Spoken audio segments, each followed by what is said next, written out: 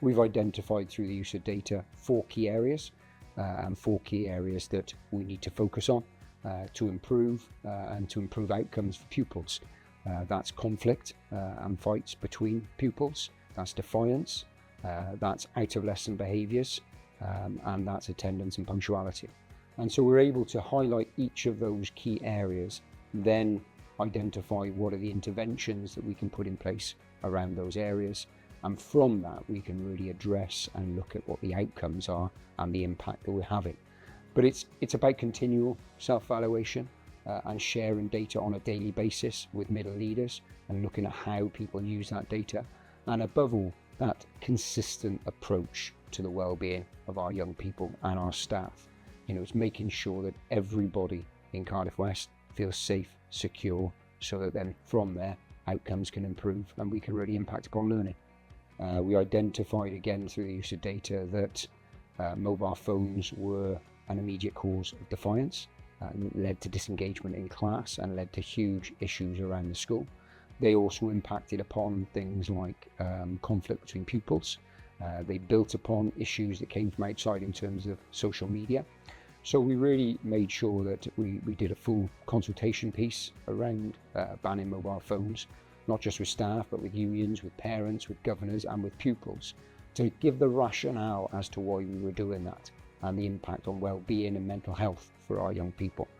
So that's had a huge impact on outcomes within the school. An area that we identified, which was defiance and particularly exclusions through defiance. We now operate something that we call Reset, and we work with one of our local feeder schools, utilise some of their grounds and some of their buildings. So instead of an exclusion, a pupil works with our wellbeing team on restorative approaches in the primary school setting, and then we'll actually go and interact with the younger pupils, whether that be through helping out in class, or whether that be through working with sports and really building on that young person's self-esteem. And there's been some tremendous outcomes from the back of that as well. Also, the whole relational approach we have within school is absolutely underpinning everything we do. Just the way we interact with young people, that's our approach through professional learning. Linked with that, we have wellbeing concern meetings on a regular basis where we share concerns and we look to individualise support around those young people so that we can ensure that everyone is getting that individual approach. Overall, our reduction in exclusions, and we were one of the highest excluding schools, certainly in Wales.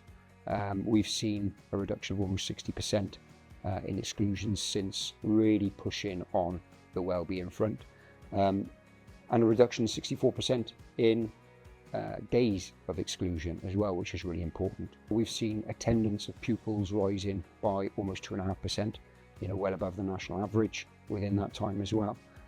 And also as well, teacher absence reducing hugely. And that's because obviously teachers are feeling safe, secure, and it's their own well-being within school as well. We operate huge support for individuals. So we have provision in all of our year groups, nurture provision every year group. We have behaviour provisions every year group. We also offer Accelerate classes. Now Accelerate is primary-led teaching in classes on literacy and numeracy approaches. That's something we put in place as well. So in terms of the specific interventions, we offer over 30 different interventions for our pupils. We use the Shern data to really look at developing a bespoke curriculum at Key Stage 3 for our pupils around health and well-being. I think that's really, really important because it can contextualise the learning for our pupils. It can look at the understanding of why well-being and behaviours are as they are, and it can help them learn. So that's a big thing we've done. Yeah, what's next is to continue to embed what we do and to learn about what we do and to make changes to what we do.